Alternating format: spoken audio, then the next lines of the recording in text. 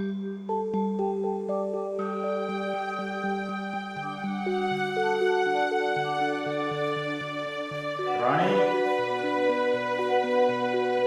റാണി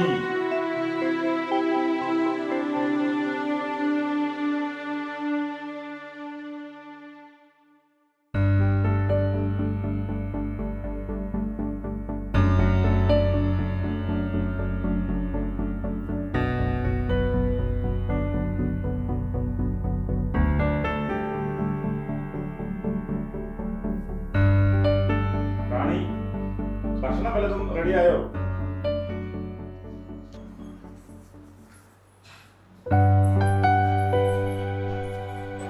ചായ കുടിക്കൂ, ഭക്ഷണം ആവുന്നേ ഉള്ളൂ. ചായ മതി, എനിക്ക് ഇത്തിരി തിരക്കുണ്ട്. എന്താ അത്ര രാവിലെ? രാവിലെ പഞ്ചായത്ത് കമ്മിറ്റി, അതിനു മുൻപ് ഒരു സൈറ്റ് വിസിറ്റ്, ഉച്ചക്ക് പാർട്ടി ജില്ലാ എക്സിക്യൂട്ടീവ്, പിന്നെ ഒരു പൊതുസമ്മേളനം. നടക്കട്ടെ, ഇതിനിടയ്ക്ക് ഞാനും മോളും ഉണ്ട്, അത് മറക്കണ്ട. ഞാൻ ഈ ഓടി നടക്കുന്നതെല്ലാം നിനക്കും മോൾക്കും വേണ്ടിയല്ലേ? ഞാൻ ഇതൊന്നും മോഹിച്ചു വന്നതല്ല. നീ ഇടയ്ക്ക് നമ്മുടെ സൂപ്പർ മാർക്കറ്റിൽ പോകുന്നത് നല്ലതാണ്. അവിടെ നോക്കാൻ ദാസേട്ടനുണ്ടല്ലോ, എനിക്കിതൊന്നും പരിചയമില്ല. എനിക്ക് എന്തെങ്കിലും ആയാൽ പോരാ, കൃത്യമായ കാഴ്ചപ്പാടുണ്ട്.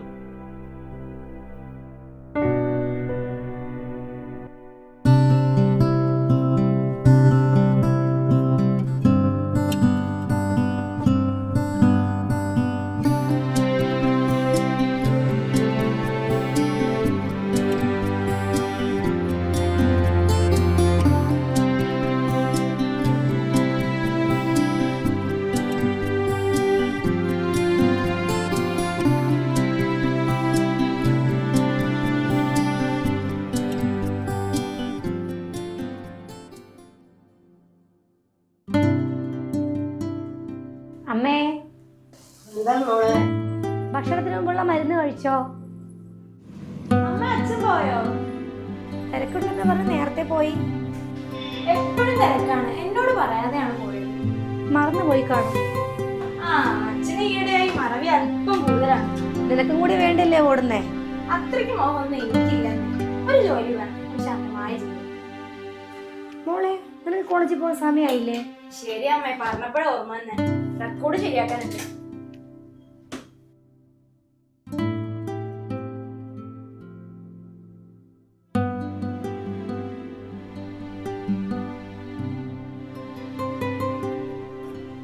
നിർവാഹം പോയോ? നേരത്തെ പോയി. എനിക്കൊരു സംശയം. പറയമ്മേ. അതിനെന്തോ ഒരു മാറ്റമുണ്ട്. അത് അമ്മയ്ക്ക് തോന്നിയതായിരിക്കും. അന്ന് ഞങ്ങളെ കണ്ട് ബഹുമാനിച്ചൊരു പയ്യനാണ്. നിന്നെ സ്നേഹിക്കണമെന്ന് പറയാൻ പോലും ധൈര്യമില്ലാത്ത ഒരു പയ്യൻ. എനിക്കറിയാമേ. ഒത്തിരി മാറിപ്പോയി. കാലം മാറിയില്ലേ? ഒന്നുമില്ല എന്നിട്ടും നിന്റെ ഇഷ്ടം നോക്കിയിട്ടാണ് അച്ഛൻ സമ്മതിച്ചത്. അതിലൊന്നും സംഭവിച്ചില്ലല്ലോ, എല്ലാം നന്നായില്ലേ? അങ്ങനെയല്ല മോളെ, ഞാൻ എല്ലാം ശ്രദ്ധിക്കുന്നുണ്ട്. അവൻ വന്ന വഴി മാറണം. അങ്ങനെയൊന്നും മുത്തശ്ശി പറയുന്നത് ഞാൻ കേട്ടു. ചെറിയൊരു ശങ്ക എനിക്കുണ്ട്. മോളെ. അമ്മേ, ഞാൻ ഇറങ്ങുക. മുത്തശ്ശി പോയിട്ട് വരാം.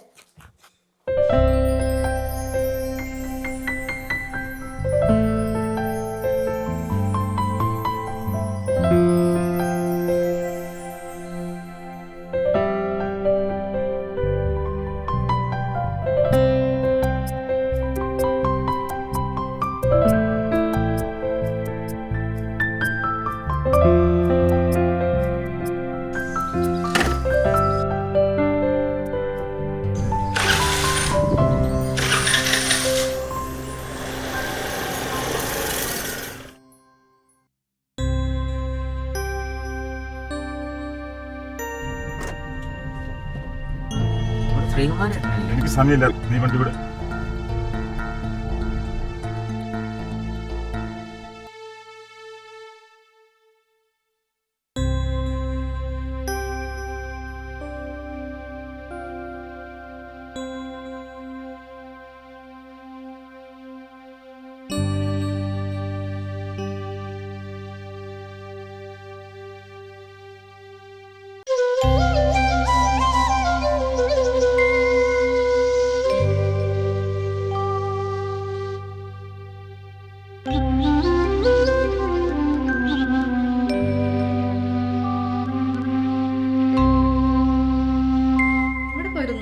കുറച്ചു നേരമല്ലോ കണ്ടിട്ട്. പുത്തമ്പരയിൽ ജോയുടെ വീട് വരെ പോയി. ഇവിടെ എത്രയാ വെറുതെ ഇരിക്കുക? കൂടുതൽ നടക്കാതിരിക്കുന്നതാ നല്ലത്. ഇവിടെ അടുത്ത് തന്നെയല്ലേ, കുറച്ചൊക്കെ നടക്കുന്നത് നല്ലതാണല്ലേ ഡോക്ടറും പറഞ്ഞു.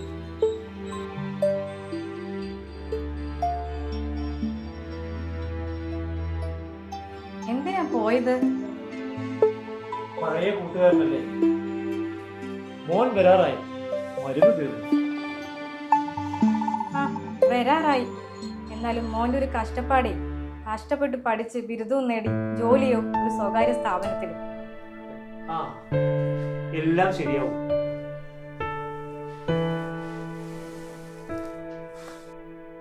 അച്ഛാ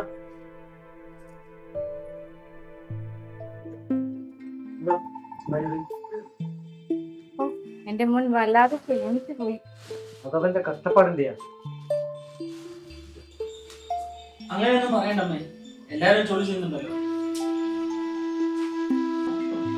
രവീന്ദ്രനോടൊന്ന് പറഞ്ഞൂടെ?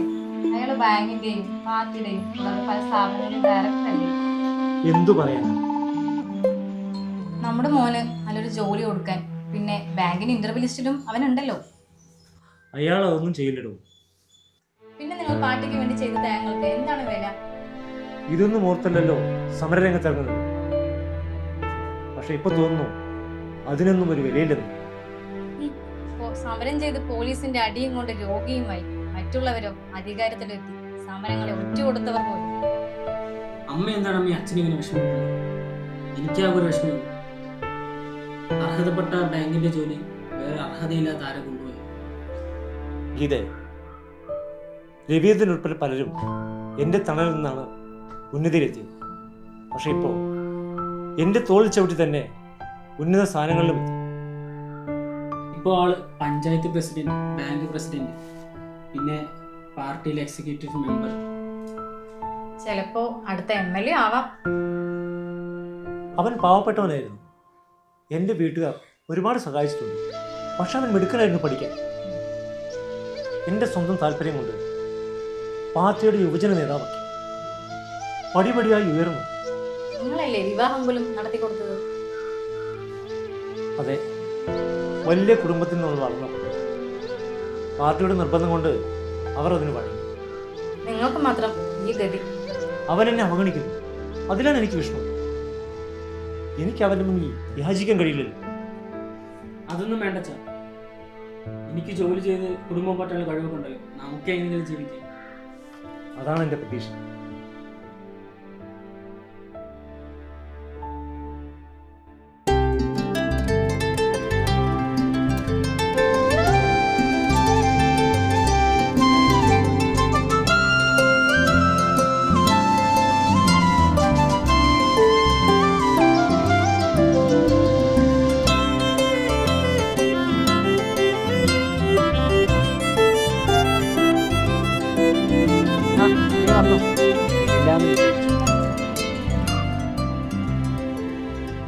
വരാതിരിക്കാൻ പറ്റുമോ?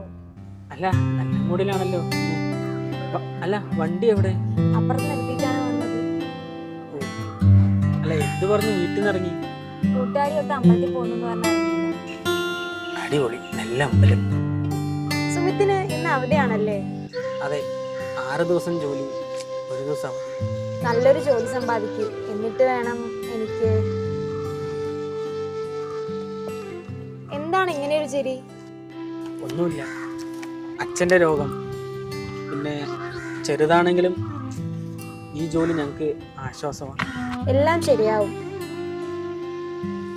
ഇതൊക്കെ നിനക്ക് മനസ്സിലാവുമെന്ന് അറിയില്ല. കാരണം കോടികളുടെ ആസ്തിയുള്ള അച്ഛൻ്റെ മോള്. എനിക്കതൊന്നും അല്ല ആഗ്രഹം. എന്നെ സ്നേഹിക്കുന്ന ഒരാളുടെ കൂടെയുള്ള ജീവിതം, അത്രയൊക്കെ ഉള്ളൂ. ജീവിതം മുന്നോട്ട് കൊണ്ടുപോകാൻ കുറച്ച് പണവും. എൻ്റെ ഭാഗ്യമായിരിക്കും ഇതൊക്കെ നടന്ന. അതെന്താണ് അങ്ങനെ സംശയിക്കാൻ? കോളേജിൽ പഠിക്കുന്ന കാലത്ത് ഞങ്ങൾ ജൂനിയേഴ്സിന്റെ ഹീറോ ആയിരുന്നില്ലേ? പക്ഷെ ഇപ്പോ പണ്ടത്തെ പോലെയൊന്നുമല്ല. കോളേജ് കഴിഞ്ഞിറങ്ങി, പക്ഷേ ജോലി കഷ്ടമാണ്. അമ്മയ്ക്ക് ചെറിയൊരു സംശയം ഉണ്ടെന്ന് തോന്നുന്നു. ചോദിച്ചു? ചോദിച്ചില്ല, പക്ഷേ ചെറിയ സൂചന കിട്ടി. അല്ല, പേടിയുണ്ടോ? അമ്മ പാവാണ്, പക്ഷേ അച്ഛൻ അറിഞ്ഞവരാണ് പ്രശ്നം.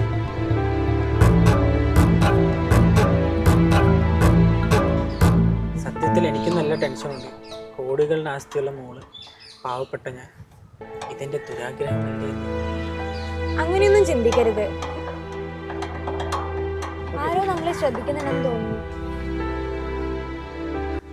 എങ്കിൽ നീ പൊക്കോ, വെറുതെ റിസ്ക് എടുക്കാൻ നിൽക്കണം. അച്ഛനോട് പറഞ്ഞ പ്രശ്നം രാഷ്ട്രീയക്കാരുടെ അല്ലേ പ്രയോജനം.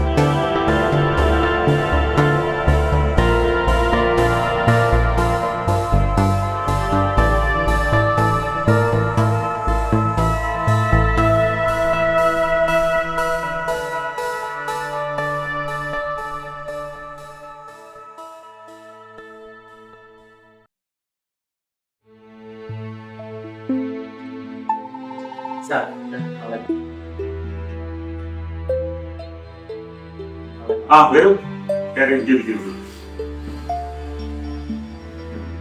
ഒരു മിനിറ്റ്. ഹലോ, അതെ അതെ അതെ അതെ. അപ്പൊ നമ്മൾ പറഞ്ഞ കാര്യമെല്ലാം ഓക്കെ അല്ലേ? ആ പിന്നെ പ്രശ്നമില്ല കേട്ടോ. ഞാൻ വിളിക്കാം, ഓഫീസിൽ കുറച്ച് പേര് വന്നിട്ടുണ്ട്. വിളിക്കാം കേട്ടോ. Okay okay okay. ആ എന്തുണ്ട് വിശേഷങ്ങൾ, പറയൂ. സർ, ഞങ്ങൾ താമസിക്കുന്ന സ്ഥലത്ത് ഒരു കളർ ഡൈ ഫാക്ടറി ഉണ്ടെന്ന് അറിയാലോ? അറിയാം. എന്താണ് പ്രശ്നം? അവിടെ നിന്ന് ആസിഡും കളർ വേസ്റ്റും പുറത്തു പോകുന്നുണ്ട്. അങ്ങനെയോ? സാറിന് അറിയുകയല്ല എന്ന് ഞങ്ങൾക്കറിയാം. ആ മാലിന്യം മുഴുവൻ ഞങ്ങൾ ഉപയോഗിക്കുന്ന തോട്ടിലേക്കാണ് വരുന്നത്. കിണറുകൾ മൊത്തം നാശമാവുകയാണ്. ആളുകളുടെ ശരീരം മൊത്തം തടിച്ച് ചെറിയാൻ തുടങ്ങി. അതിന് ജലസേന വകുപ്പിനെയോ മലിനീകരണ ബോർഡിനെയോ സമീപിക്കോ, അതല്ലേ ബെറ്റർ. സാർ, ഞങ്ങൾ പറഞ്ഞ ആര് കേൾക്കാനാ? പഞ്ചായത്ത് അനുമതി കൊടുത്താണ് ആ ഫാക്ടറിക്ക്. പരിശോധിക്കാം. അങ്ങനെ പറഞ്ഞാൽ എങ്ങനെയാ? പിന്നെ എങ്ങനെ പറയണം? ജനങ്ങളില്ലാത്ത സ്ഥലത്ത് മാറ്റി സ്ഥാപിക്കണം. എങ്ങോട്ട്? അത് ഞങ്ങളാണോ തീരുമാനിക്കേണ്ടത്? ആദ്യം പ്രശ്നങ്ങൾ പഠിക്കട്ടെ, അതുവരെ നിങ്ങൾ സമരം ചെയ്യരുത്.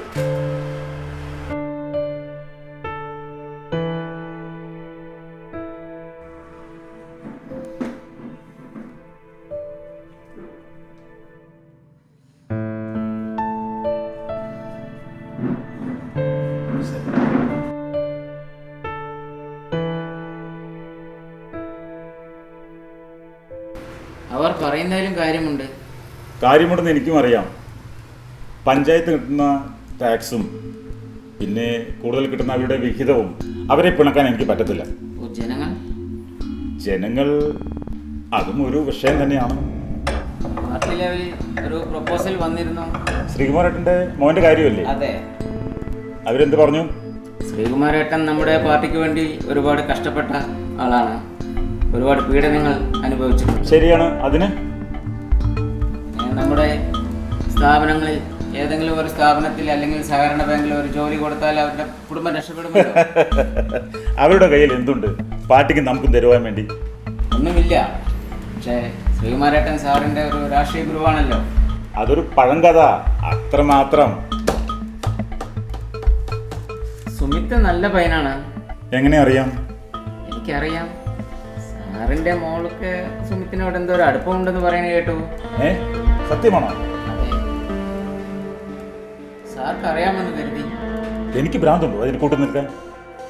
അതും അവർ നമ്മുടെ ജാതിയിൽ പെട്ടതുമല്ല, ദരിദ്രനും. അത് പാട്ടിനെയാണ്. അവർ മുന്നോട്ട് പോയാലോ? എൻ്റെ ശരിക്കുള്ള മുഖം കാണേണ്ടി വരും. അത് ജീവിക്കണോ വേണ്ടോ എന്ന് ഞാൻ തീരുമാനിക്കും. അങ്ങനെ പറയല്ലേ സാർ.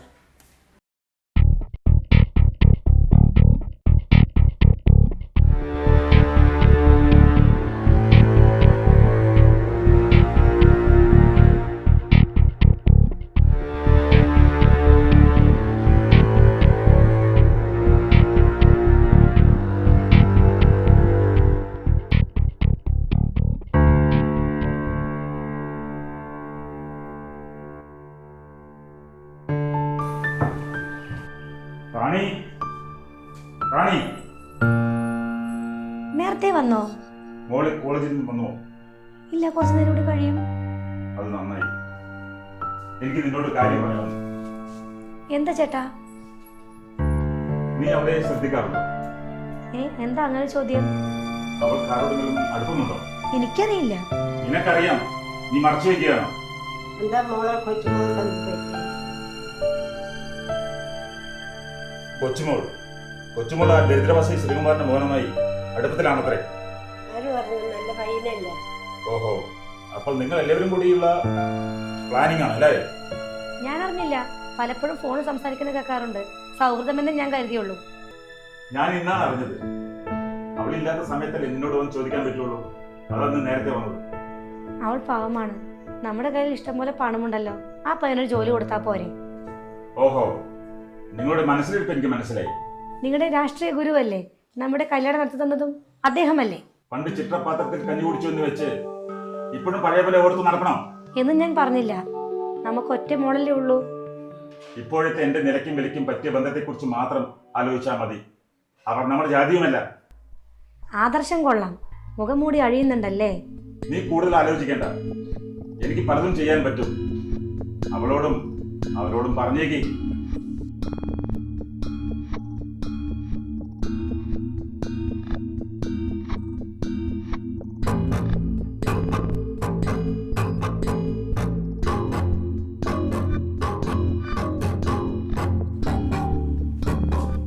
ആ, അച്ഛനും നേരത്തെ വന്നോ? ഇവിടെ എന്തോ സംഭവിച്ചിട്ടുണ്ടല്ലോ. അതോ എനിക്ക് തോന്നിയതാണോ? ഒന്നുമില്ല മോളെ. മോള് പോയി ഡ്രസ്സ് മാറ്റിട്ട് നമുക്ക് ചായ കുടിക്കാം. ചേട്ടൻ പൊക്കോളൂ. ഞാൻ മെല്ലെ അവളോട് കാര്യം പറഞ്ഞ് മനസ്സിലാക്കിക്കോളാം.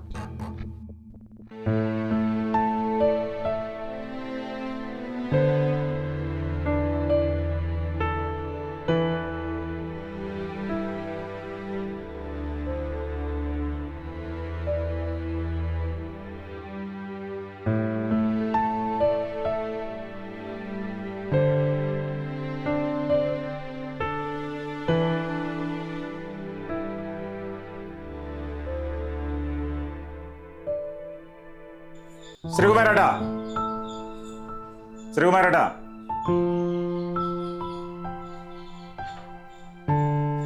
എന്താ രവീന്ദ്രൻ ഈ അസമയത്ത്? പതിവില്ല. വാ, കേറി വാ.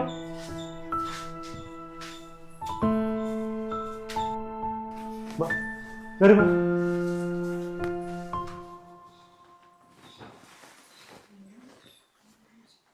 ഇരിക്ക് രവീന്ദ്ര. സുമിത് എവിടെ? ഇരിക്ക്. അവൻ വന്നിട്ടില്ല. എന്താ, എന്ത് പറ്റി റാണി? ഒരു വിഷമം പോലെ. ഞങ്ങളുടെ മോളിവിടെ വന്നോ? ഇല്ലല്ലോ. സുമിത് ഇവിടെ ഇല്ലല്ലോ. അവൻ താമസിച്ചു വരുമെന്ന് പറഞ്ഞാണ് പോയത്. എന്താണ് പ്രശ്നമെന്ന് പറയൂ. റാണി, നമുക്ക് പോയാലോ? വേണ്ട, ചോദിച്ചിട്ട് പോയാൽ മതി. മോളും സുമിത്തും സ്നേഹത്തിലാണെന്ന് ഞാൻ അറിഞ്ഞു. പല പ്രാവശ്യം വഴക്കു പറഞ്ഞതാണ്. കോളേജിൽ പോയിട്ട് ഇതുവരെ എത്തിയിട്ടില്ല. സുമിത്തിനോടൊപ്പം ഇവിടെ ഉണ്ടാവുമെന്ന് വെച്ചു. അതാണ് ഇങ്ങോട്ട് വന്നത്. അന്വേഷിച്ചിട്ട് പോലീസിൽ പരാതിപ്പെടാമെന്ന് കരുതിയിട്ടാ വന്നത്. അവർ തമ്മിൽ അടുപ്പത്തിലാണെന്ന് എനിക്ക് മനസ്സിലായി. കുറച്ചു ദിവസം മുമ്പ് അവൾ ഇവിടെ വന്നിരുന്നു. സുമിത്തിന്റെ ജീവന് അപകടമാണെന്ന് അറിഞ്ഞപ്പോൾ അവൾ പൊട്ടിക്കരഞ്ഞു. ഒരുപാട് സമാധാനിപ്പിച്ച് ഞങ്ങൾ വിട്ടു. അതറിയില്ലായിരുന്നു. രവീന്ദ്രന്റെ രാഷ്ട്രീയ സ്വാധീനം അറിയാമായിരുന്നു. ഞങ്ങൾക്കും പേടിയുണ്ടായിരുന്നു. സുമിത്, എന്താണ്? മോനെ, സുന്യമോളെ കണ്ടോ? ഇല്ല. നമുക്ക് സ്റ്റേഷനിൽ വിളിച്ച് എസ്പിയോട് കാര്യം പറയാം. വരട്ടെ. അവൾക്ക് അപകടം സംഭവിച്ചിട്ടില്ല. സുമിത്തേട്ടാ, ഞാൻ ഏറ്റവും കൊതിച്ചത് ഒരുമിച്ചുള്ള ജീവിതമാണ്. അത് നടക്കില്ല എന്ന് മനസ്സിലായി. നടന്നാൽ സുമിത്തേട്ടൻ ജീവിച്ചിരിക്കില്ല എന്ന് ഞാൻ മനസ്സിലാക്കി. എനിക്ക് അച്ഛൻ കാത്തുവെച്ച പണമൊന്നും ആവശ്യമില്ല. ഞാനിപ്പോൾ കോയമ്പത്തൂർ അദ്വൈത ആശ്രമത്തിലാണ്. സന്യാസിയാകാനല്ല, അവിടെ രോഗികളെ ശുശ്രൂഷിക്കാൻ. ഇക്കാര്യം വീട്ടിലൊന്ന് അറിയിക്കണം. എല്ലാം വെട്ടിപ്പിടിക്കാമെന്ന് വിചാരിച്ച ഞാനാണ് വിട്ടി. സ്നേഹബന്ധം എന്തെന്നറിയാത്ത.